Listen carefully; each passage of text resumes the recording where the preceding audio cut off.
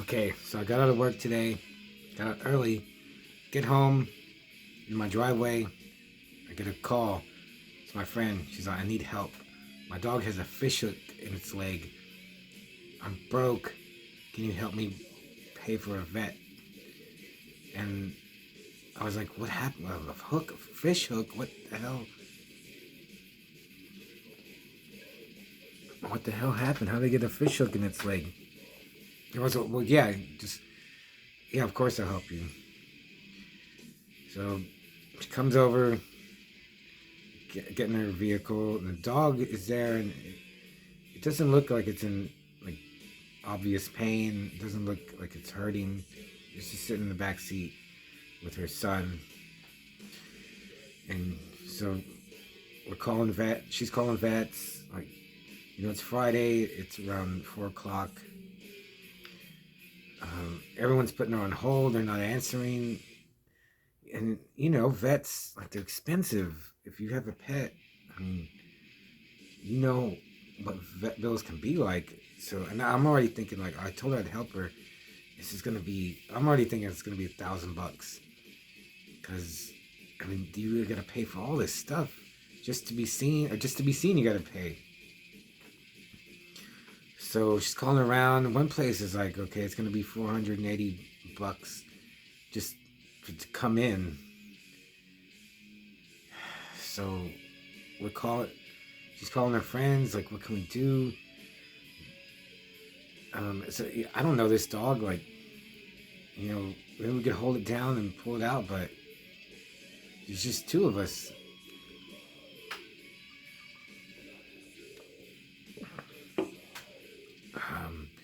So, we pull into a Walmart parking lot. She's calling places. One place, I think it was really cheap. It was less than 100.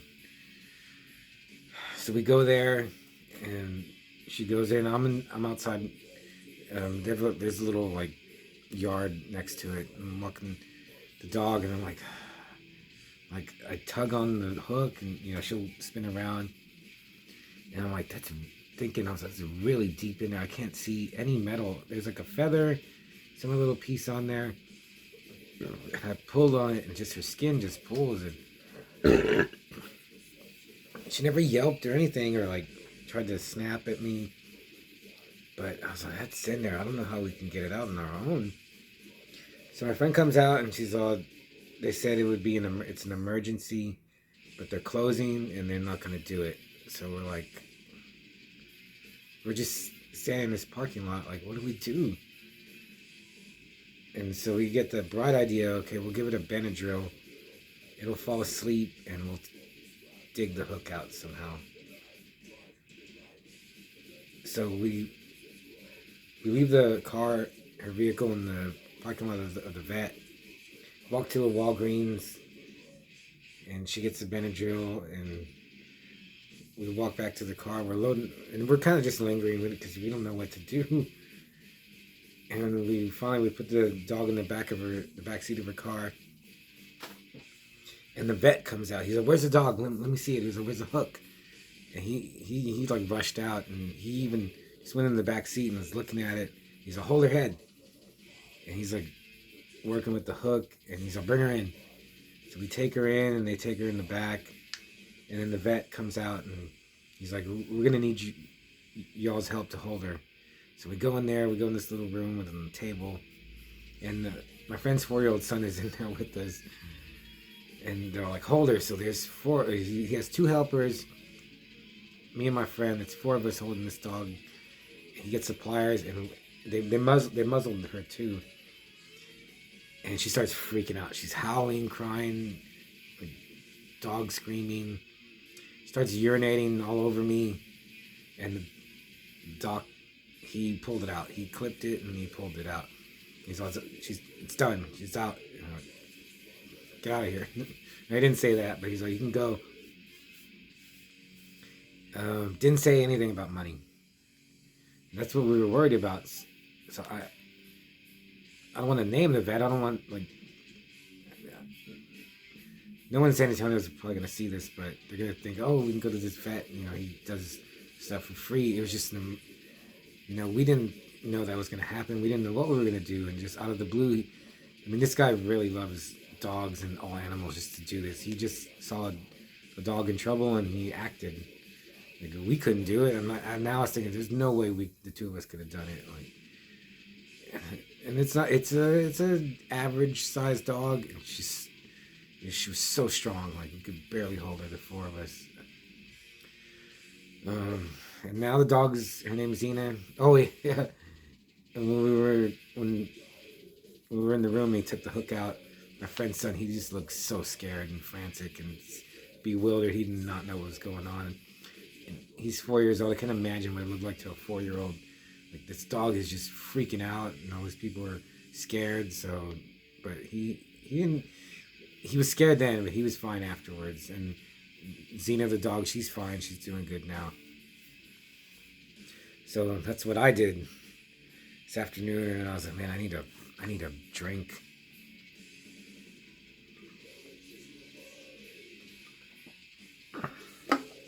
So if you can hear what I'm listening to, and I bet you can, I'm listening to Merciless Colored Funeral, French death metal from the 90s. And I had their first album, and I thought it was okay, but I was like, this is awesome. What was I thinking back then? Like, how come I don't still have that album? I had it on tape.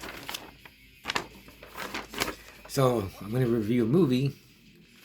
I'm going to review Vicious Fun from 2020, another Shudder original, and it's another horror comedy. Not only is it a horror comedy, but it's got the synthwave soundtrack. It's got the neon, like, comic book lighting. It's set in the 80s, and it's about a guy who writes for a horror magazine who winds up in like a self-help group for serial killers and has to survive them. And just like so many movies now, like that movie Crawlers, it has like the Deadpool like intro and style where he'll introduce the character and then it'll freeze on them and say their name and he'll talk about them. And I was like, Jesus, what's going on with these filmmakers that are just like copying this? I mean, it was cool in Deadpool, and it's okay. I was like, this is just like a thing now for. It was just horror comedies. But for some reason, with Vicious Fun, it's okay. It worked. It all worked for me. Also because it does deliver on the gore. Like with Crawlers, Revealer, Slapface, where they just like didn't give you anything. This movie, Vicious Fun, really like it's really gory. It could be, I mean, of course, it could be more gory, but it's enough. So yeah, this guy Joel, he works for a horror magazine. It's called Vicious Fanatics, and it even has, like, if you used to buy Fangoria, it has that film strip on the side with the pictures on it. And they know like that Fangoria had that, and they put it in this, so that stuck out to me. It was a big point for me.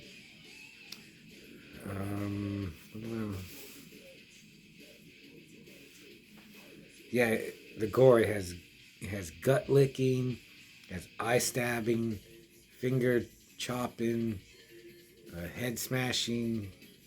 So at least, yeah, it delivered on that.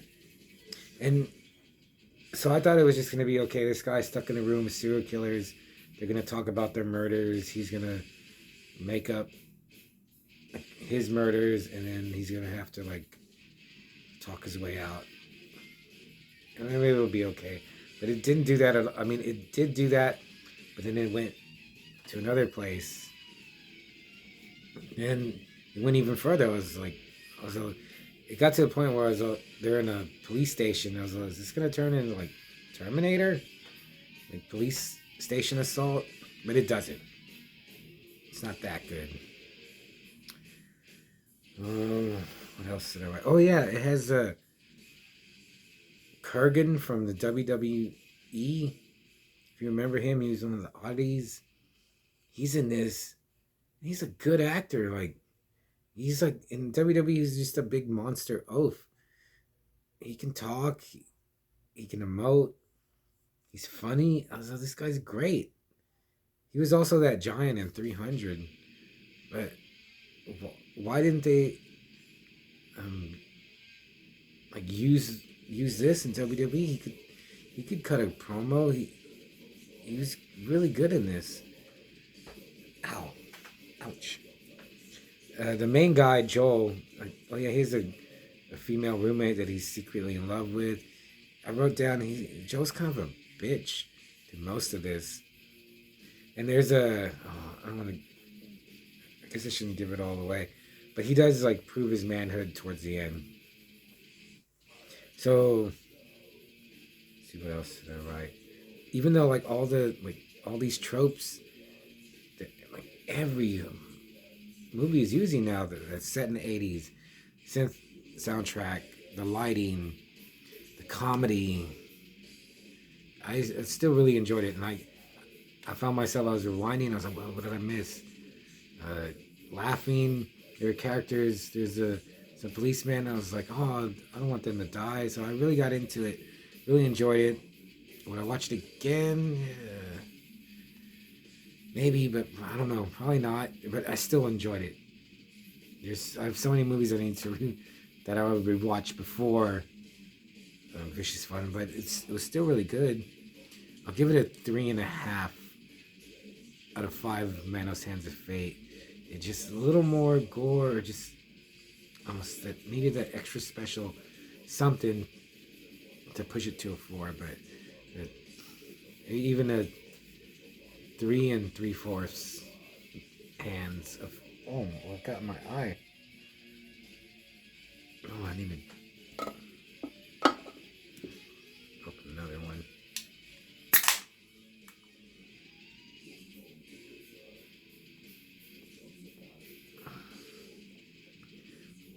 Oh, I got it from the library. So I would recommend Vicious Fun.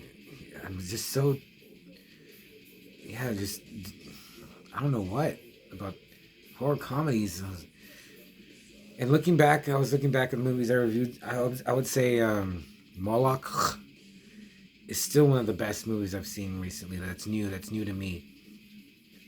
Like, I mean, I'm not counting like Bad Moon. Bad Moon, I guess you could count it. If you still haven't seen Bad Moon, watch Bad Moon.